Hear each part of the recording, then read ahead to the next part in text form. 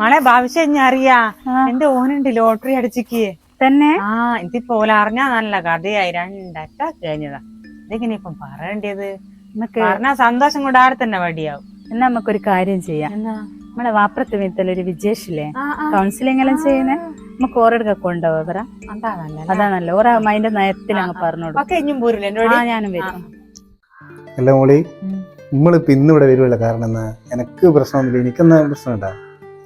അതൊന്നുമില്ല, നിങ്ങൾക്ക് 2 അറ്റാക്ക് എല്ലാം കഴിഞ്ഞല്ലേ. അതിന് ഇടയ്ക്ക് ഇവിടെ വന്ന് ഒരു കൗൺസിലിംഗ് എല്ലാം ചെയ്യുന്നത് നല്ലതാ. നിങ്ങൾ അകത്തേക്ക് വിളിക്കുന്നുണ്ട്. ഞാൻ എല്ലാവരോട് പറഞ്ഞ് സെറ്റ് ആക്കിയതാ. പറഞ്ഞില്ല നിങ്ങൾ ചെല്ലും, ഞാൻ ഇവിടെ ഇരിക്കുന്നുണ്ട്.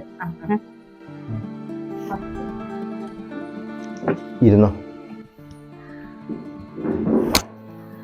നിങ്ങളെ പേരെന്നാ പറഞ്ഞ? വിനീത്. വിനീതല്ലേ? എന്നാ ജോലി എന്നാ ചെയ്യുന്നത്? കഴിയില്ല പണി. ഡെയിലി പണിയുണ്ട് ഇപ്പോ? ഇല്ല, ഇപ്പം പോക്കില്ല. ഈ അറ്റാക്കിന്റെ പ്രശ്നം 6 മാസം കൂടുമ്പോ വരുത്തുന്നുണ്ട്. 2 അറ്റാക്ക് കഴിഞ്ഞു. 2 അറ്റാക്ക് കഴിഞ്ഞു.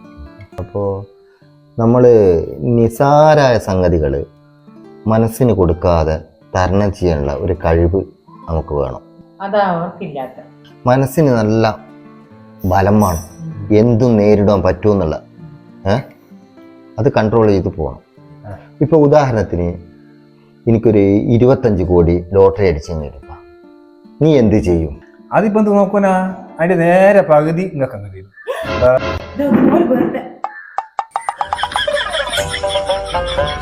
നമ്മള് പോരുന്ന നമ്മള് ഒന്നാന്നാ പറയാ. എന്നാ വേഗം പോരും. അറ്റാക്ക് പകരുന്ന തോന്നുന്നു.